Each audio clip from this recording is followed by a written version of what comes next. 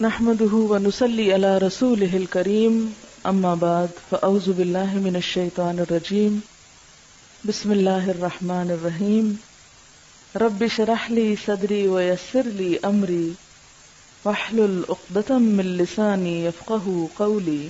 ایک حدیث میں آتا ہے کہ قیامت کے دن ایک آواز دینے والا آواز دے گا، عقل والے لوگ کہاں ہیں، عقل والے کہاں ہیں؟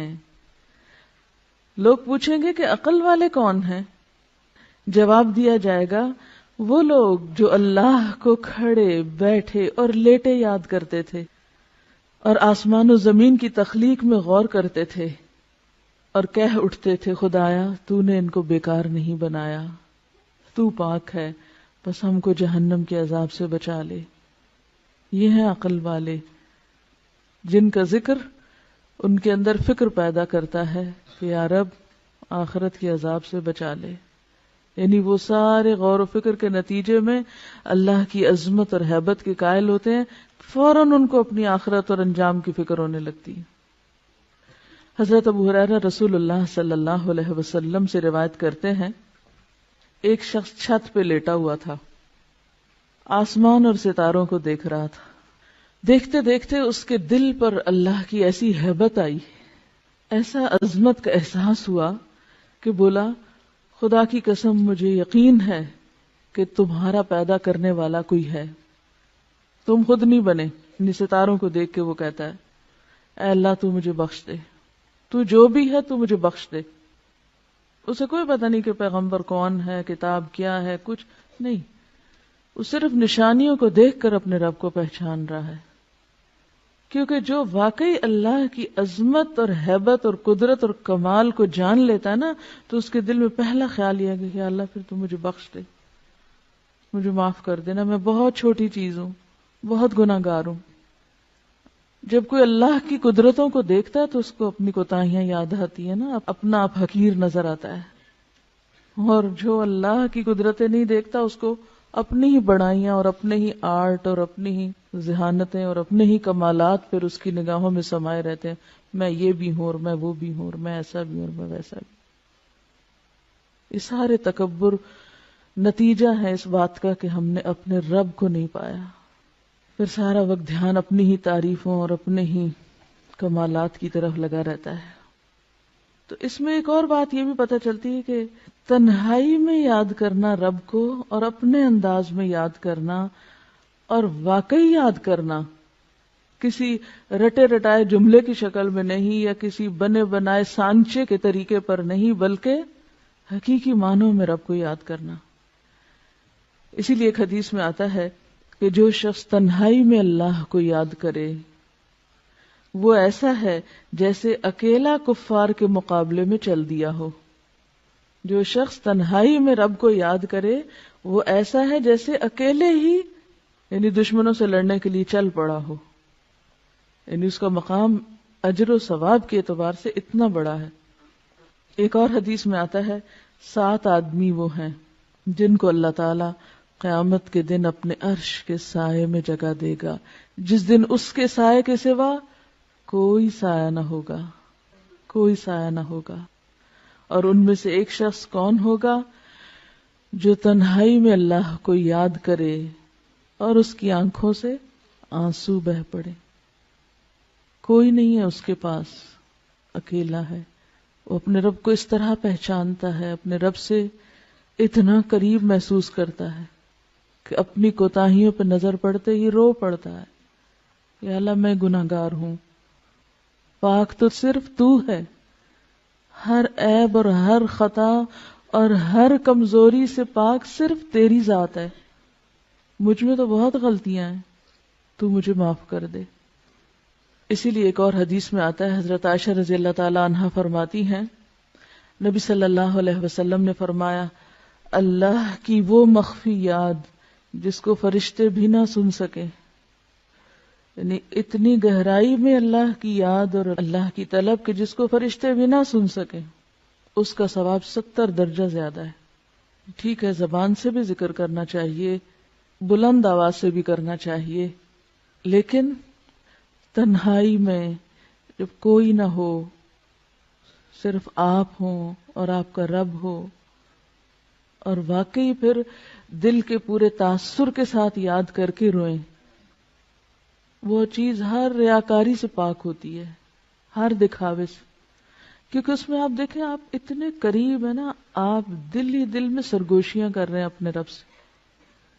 عموماً آپ نے دیکھا ہوگا بچہ دوڑا آتا ہے، آ کے ماں کے کان میں بات کرتا ہے، بہن بھائیوں کو بھی نہیں بتانا چاہتا، باپ کو بھی نہیں بتانا چاہتا. کبھی آپ نے دیکھا ہوگا چھوٹے بچوں کو صرف ماں کے کان میں. اب بھی کبھی میری بیٹے سے چھوٹے سے بات ہو نا تو وہ فون پر بھی سرگوشی شروع کر دیتا ہے. مجھے اتنا پیار آتا ہے نا کہ کچھ چیزیں ہوتی ہیں وہ صرف ماں سے شیئر کی جاتی ہیں. تو اللہ تو 70 ماؤں سے بڑھ کے پیار کرنے والا ہے، ہم کیوں نہیں اس سے سرگوشیاں کرتے؟ کیونکہ سرگوشی انسان کس سے کرتا ہے؟ جس سے سب سے زیادہ محبت ہوتی. دل چاہتا ہے انسان اس کے کان میں آہستہ آہستہ باتیں کرے جو کسی کو پتہ نہ چلے. تو جنہیں اللہ سے شدید محبت ہوتی ہے وہ اللہ سے بھی اسی طرح چپکے چپکے دل میں بھی پکارتے ہیں اس کو اور سرگوشیاں کرتے رہتے ہیں. اور پھر جب وہ ڈوبتے ہیں اندر تو واقعی ان کے منہ سے ایسے کلمات والہانہ انداز میں نکل جاتے ہیں کہ جس میں اللہ کی بے پناہ حمد ہو. عبادہ بن صامت نے آپ سے روایت کیا ہے رسول اللہ صلی اللہ علیہ وسلم سے کہ بہترین ذکر خاموش ذکر ہے، یعنی جس میں اللہ کی یاد ہے اور غور و فکر بھی اللہ کی تخلیق پر ہو رہا ہے. اور بہترین رزق وہ ہے جو کافی ہو، کفایت کرے.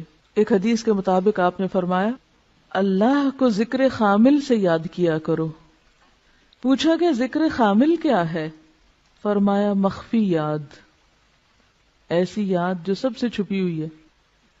اور اسی کے بارے میں فرمایا جو ایسا کرے گا اس کے گناہ معاف ہو جائیں گے خواہ وہ سمندر کی جھاگ برابر ہی کیوں نہ ہو. تو یہ جو صحابی کے منہ سے الفاظ نکلے تھے یہ کوئی معمولی الفاظ نہیں تھے، انتہائی محبت بھرے اور اللہ کی شدید محبت میں ڈوبے ہوئے الفاظ ہیں. ربنا ولک الحمد حمدا کثیرا طیبا مبارکا فیہ، یعنی جیسے بس نہیں چلتا کہ اور کیا کیا کہہ جالے. اسی لیے اللہ تعالیٰ نے 30 فرشتے مقرر کیے کہ تم اٹھاؤ اس کے ثواب کو، تم لکھو اس کو. حضرت عبداللہ بن ابی اوفا رضی اللہ عنہ روایت کرتے ہیں کہ جب رسول اللہ صلی اللہ علیہ وسلم رکوع سے اٹھتے تو قوم میں یہ دعا پڑھتے تھے سمع اللہ لمن حمدا اللہم ربنا لک الحمد ملء السماوات وملء الارض وملء ما شئت من شیء بعد. اللہ نے سن لی اس بندے کی بات جس نے اس کی تعریف کی، اے ہمارے اللہ، اے ہمارے رب، تیرے ہی لیے ساری تعریف ہے، آسمان و زمین اور ہر اس چیز کے بھراؤ کے برابر جو تو چاہے. یعنی میں تیری تعریف کر رہا ہوں اتنی جس سے آسمان بھر جائیں، جس سے زمین بھر جائے، اور پھر اس کے بعد جو بھی چیز تو چاہے بھر جائے، کیونکہ ہمیں تو پتہ نہیں اس کے بعد اور کیا ہے. ہم تو آسمان و زمین ہی کو جانتے ہیں نا، بس یہی نام آتے ہیں، ہمیں کیا پتہ ہے ان آسمانوں کے پیچھے کیا ہے. اور آپ نے بہت سی چیزیں ایسی پڑھی ہوگی کہ آج کے دور میں بھی جو لوگ کائنات کا مشاہدہ کرتے چلے جا رہے ہیں ان میں سے بعض نے تو بالکل گھٹنے ٹیک دیے کہ ہم جتنا آگے جا رہے ہیں ہماری جہالت میں اتنا اضافہ ہو رہا ہے. تو اسی لیے آپ صلی اللہ علیہ وسلم کس طرح اللہ کی تعریف کرتے تھے، وَمِلْءَ مَا شِئْتَ مِنْ شَيْءٍ بَعْدُ، کہ اللہ اس کے بعد اپنی تعریف سے تو جس چیز کو چاہے بھر دے، وہ تیرے علم میں ہے کہ وہ کیا کچھ ہے.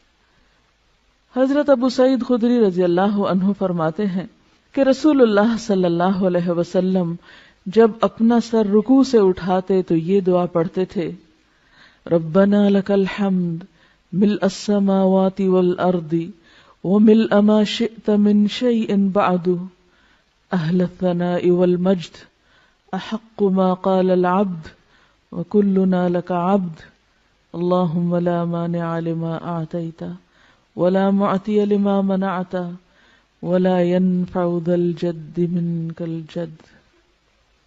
اے ہمارے پروردگار، ہر قسم کی تعریف صرف تیرے لیے ہے. آسمانوں اور زمین اور ہر اس چیز کے بھراؤ کے برابر، یعنی ہر وہ چیز بھر جائے جو تو چاہے. اور بندے نے جو تیری تعریف اور بزرگی کی وہ تیرے لائق ہے، وہ تجھے زیبا ہے. ہم سب تیرے ہی بندے ہیں. اے اللہ، کوئی روکنے والا نہیں اس چیز کو جو تو نے دی، اور کوئی دینے والا نہیں اس چیز کو جو تو نے روک دی. اور دولت مند کو دولت مندی تیرے عذاب سے نہیں بچا سکتی. کسی کی دولت اور دنیا کی نعمتیں اسے اللہ کے عذاب سے نہیں بچا سکتی. اللہ کو کسی کی دولت کی کوئی پرواہ نہیں. کس قدر خوبصورت الفاظ ہیں تعریف کے یہ، لیکن ہم اپنی لا علمی کی وجہ سے ان سے محروم ہیں. مجھے بھی تھوڑا ہی عرصہ پہلے، 2 سال پہلے رمضان گزارنے کا اتفاق ہوا حرم میں. تو جو رات کے پچھلے پہر کی نماز ہوتی تھی اس میں دیکھتی تھی کہ رکوع پہ جاتے ہیں تو اٹھنے کا نام نہیں لیتے، سجدے میں جاتے ہیں تو دم گھٹنے لگتا، جان نکلنے لگتی، وہ سجدے سے سر نہ اٹھاتے. قومے میں کھڑے ہوتے تو دوبارہ لگتا بھول گئے ہیں نیچے جانا. تو میں کہتی تھی اتنا کیا پڑھتے ہیں. اس کے بعد مجھے تجسس ہوا اور یہ دعائیں پھر میں نے یاد کی. زندگی ایسے ہی گزر گئی، توجہ ہی نہیں کی اس طرف. ٹھیک ہے فرض نمازوں میں یہ سب کچھ، اور خصوصاً جب لوگوں کو نماز پڑھائی جا رہی ہو اس وقت یہ سب کچھ نہیں ہو سکتا، اور نہ کرنا بھی چاہیے، کیونکہ یہ تو تنہائی میں نفل نماز میں اللہ کے ساتھ الگ ہو کر یا آخری رات کی نماز میں یہ راز و نیاز ہو سکتے ہیں. سبحانک اللہم و بحمدک اشہد ان لا الہ الا انت استغفرک و اتوب الیک. السلام علیکم و رحمۃ اللہ وبرکاتہ.